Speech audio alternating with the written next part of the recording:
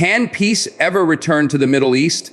Many experts say it's only possible if Israel ends the Gaza war. Today, we break down the realities, the politics, the human suffering, and why the world is calling for a ceasefire right now.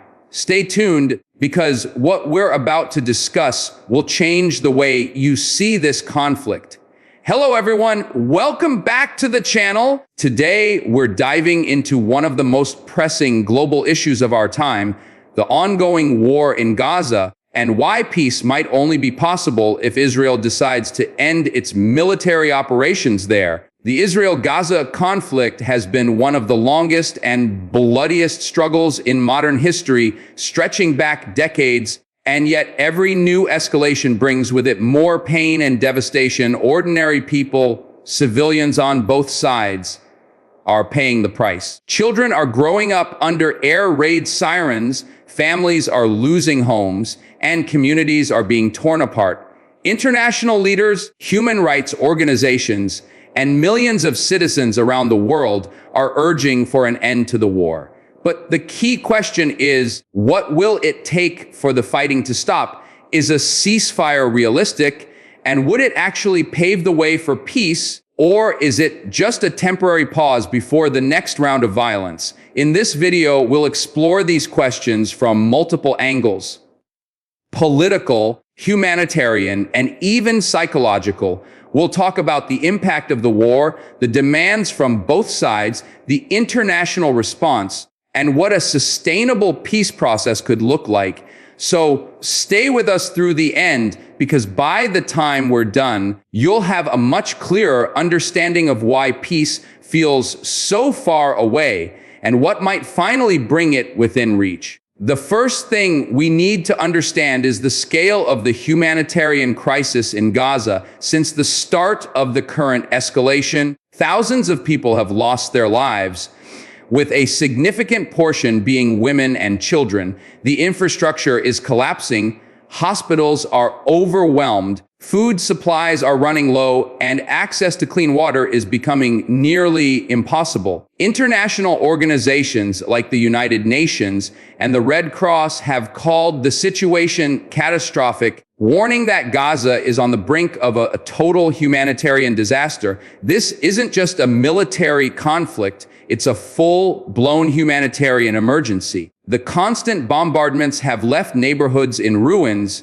pushing people to flee from one unsafe place to another. The emotional toll is just as severe as the physical one, with trauma becoming a defining experience for an entire generation.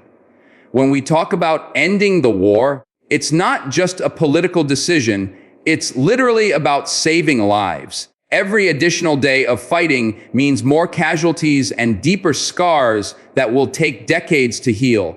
Peace isn't just about diplomacy here, it's about survival.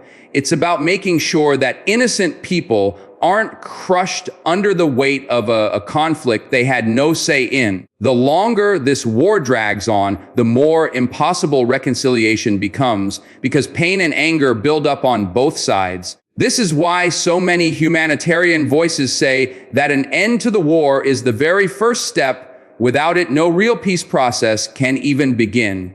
Politically, the situation is just as complex. Israel argues that its operations are necessary for security, that it has a right to defend itself against rocket attacks and militant groups operating in Gaza. This is a point many countries, especially Western nations, agree with. But at the same time, there's growing global pressure on Israel to end what many see as disproportionate use of force.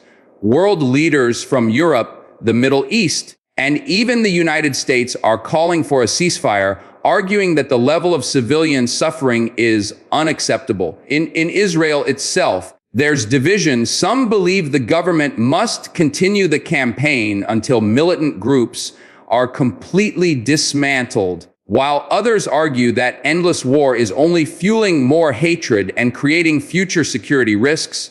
On the Palestinian side, there are political divisions too, between different factions, some calling for immediate negotiations and others insisting that resistance must continue until certain conditions are met. This political deadlock is what makes the conflict feel so unending.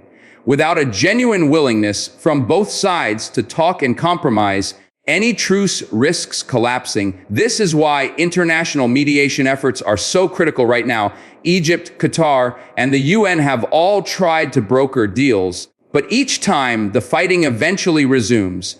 The question is, can the global community push hard enough this time to create a lasting agreement? Or are we headed toward yet another cycle of violence after a short pause? Another major angle to consider is the psychological impact of the war. Years of conflict have created deep mistrust between Israelis and Palestinians. Generations have grown up seeing each other as enemies, with narratives shaped by violence, loss, and fear. This psychological wall is just as hard to tear down as any physical barrier. Ending the war might stop the bombs, but it doesn't erase the anger or the desire for revenge. Psychologists warn that prolonged exposure to violence creates collective trauma that can last decades, influencing how communities see themselves and each other. For peace to work, there has to be some form of reconciliation process, opportunities for people to heal, to tell their stories, and to start seeing each other as human beings again. Without this, even if a ceasefire is reached, the seeds of future conflict remain. Education, media, and community programs will all need to play a role in reshaping narratives on both sides. International organizations can support this by funding initiatives that bring people together, whether through dialogue, art, or shared economic projects. It's not easy and it's not quick, but history shows that healing and reconciliation are possible if there's political will and enough investment in peace building. Stopping the war is the first step, but building trust is the long-term project. Otherwise, the next generation will grow up ready to fight the same battles all over again, and the cycle of violence will continue. Economically, the war is devastating not just Gaza, but the entire region. Gaza's economy is already fragile due to blockades, high unemployment, and lack of infrastructure. Every airstrike that destroys a factory, a school, or a marketplace sets the region back years. People lose jobs, businesses collapse, and poverty deepens. This economic desperation often fuels more instability because when people have no hope for a better future, they're more likely to be drawn into cycles of violence. On Israel's side, the war also takes a huge toll. Military operations are expensive, tourism suffers, and investors get nervous about putting money into a region that's constantly on fire. In the long run, peace would actually benefit both sides economically. If Gaza could rebuild open trade routes and develop industries, it would reduce dependence on aid and create a more stable environment. Israel, too, would gain from a calmer border and better relations with its neighbors, opening up new opportunities for regional cooperation. This is why many economists and policy experts argue that a peace deal isn't just a moral necessity, it's a smart economic move. War drains resources, while peace allows for growth. The problem is that rebuilding will take billions of dollars and years of coordinated effort. International donors will need to step up, and there must be guarantees that reconstruction won't just be destroyed in the next round of fighting. That's why stopping the war is the essential first step before any economic recovery can even begin. The role of international law is another critical element in this discussion. Human rights organizations have raised serious concerns about possible violations of international humanitarian law during the conflict. Issues like collective punishment, targeting of civilian infrastructure, and forced displacement are all being investigated. If there is to be a lasting peace, there must also be accountability, justice for victims on both sides. This doesn't mean punishment for the sake of punishment, but rather creating a sense of fairness and closure that helps prevent future crimes. International courts and legal bodies may have a role to play, though these processes are often slow and politically charged. Israel is under scrutiny, but so are militant groups in Gaza, which have launched rockets into civilian areas, also a violation of international law. Without accountability, both sides are likely to continue acting with impunity, knowing there will be no real consequences. This is why many activists and lawyers are calling for independent investigations and trials where appropriate. It's a sensitive issue because legal processes can also inflame tensions if they are seen as biased.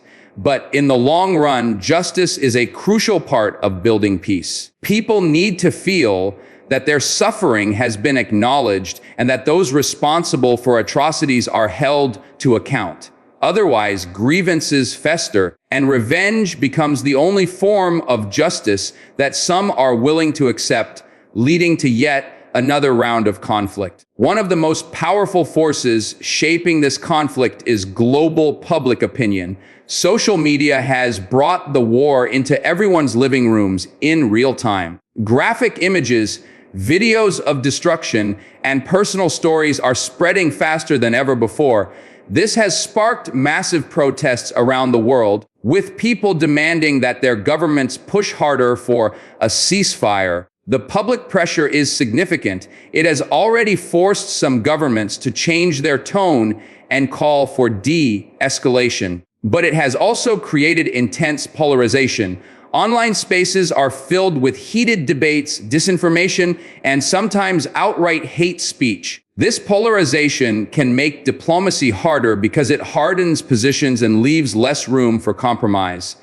However, it also means that the international community can't ignore what's happening. Politicians know that voters care, and this could push them to act. If the pressure continues, we might see stronger interventions like sanctions, arms embargoes, or more aggressive diplomatic mediation. This global solidarity can be a positive force if it's focused on promoting peace and humanitarian relief rather than just deepening divisions. The challenge is keeping the conversation constructive and making sure that people don't lose interest once the headlines fade, because for the people living through the war, this isn't a trending topic, it's daily life. Sustained international attention is one of the few things that can keep leaders on all sides accountable and push them toward ending the violence.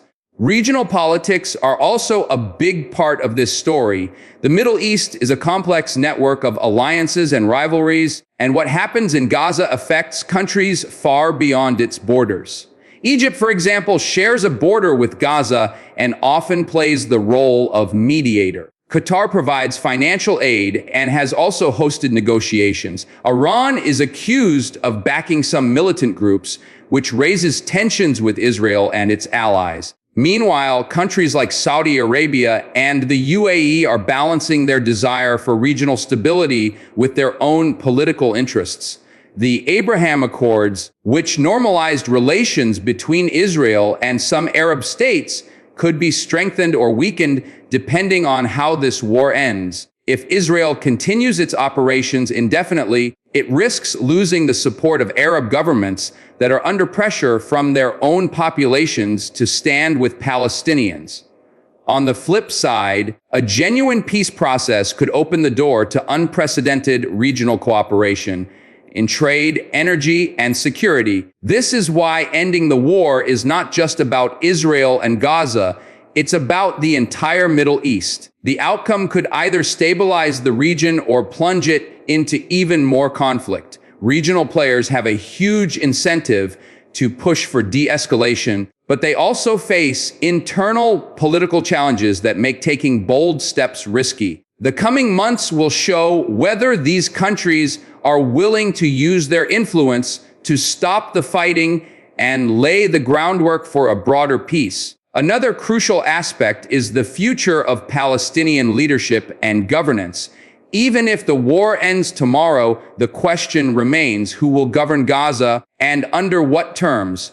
Currently, Gaza is controlled by Hamas, which Israel and several other countries consider a terrorist organization. Israel has stated that it does not want Hamas to remain in power, But removing them without a clear plan for what comes next could create a power vacuum, something that often leads to chaos. Some suggest that the Palestinian Authority, which governs parts of the West Bank, could take over, but it faces its own legitimacy crisis and would need major reforms to gain the trust of Gazans.